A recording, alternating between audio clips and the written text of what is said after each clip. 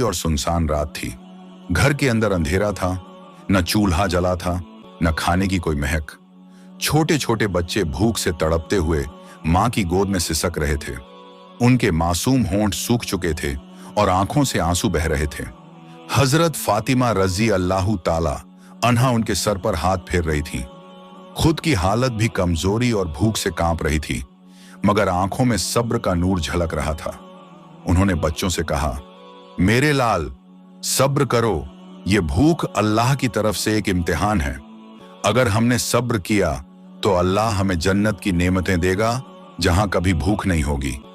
इतने में हजरत अली करम अल्लाहु वजहू घर लौटे। उन्होंने बच्चों की हालत देखी तो दिल रो पड़ा। आंसू रुकते न थे। उन्होंने कांपती आवाज में कहा, फातिमा, मेरे प्यारे बच्चे भूखे सो रहे हैं और मैं बेबस खड़ा हूं। ये मंजर मेरा दिल चीर रहा है। फातिमा ने आंसू पोंछे, मगर चेहरे पर मुस्कुराहट लाई और कहा, अली, दुनिया की भूख हमें रुला सकती है, लेकिन जन्नत की नेमतें हमें हमेशा हंसाएंगी। अल्लाह हमारे सब्र को जाया नहीं करेगा। इसी दौरान दरवाजे पर दस्तक हुई। बाहर एक गरीब मुसाफिर खड़ा था, जिसने कांपती आवाज में कहा, मैं अल्लाह की राह का मुसाफिर हूं, भूखा हूं, खाने को कुछ दे दो। घर में बच्चों के लिए एक छोटा सा टुकड़ा रोटी बचा था। अली की नजर बच्चों पर गई। उनके सूखे होंठ और मासूम आंखें उस रोटी की तरफ टकटकी लगाए हुए थीं, मगर फातिमा ने बिना देर किए वो रोटी उठाई और मुसाफिर को दे दी।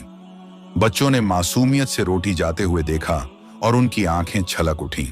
फातिमा ने उन्हें सीने से लगाया और कहा, मेरे प्यारे बच्चों, अगर हम दूसरों को देंगे तो अल्लाह हमें अपनी जन्नत से खिलाएगा। अल्लाह की राह में देने से कभी घाटा नहीं होता। उस रात पूरा घर भूखा रहा। बच्चों की सिसकियां, अली का टूटा हुआ दिल और फातिमा का सब्र, यह मंजर आसमान के फरिश्तों ने भी देखा और रोए। सुबह जब नबी पाक तशरीफ लाए तो फरमाया, फातिमा, तेरे सब्र और इन्फाक अल्लाह की राह में देने को देखकर फरिश्ते रो पड़े।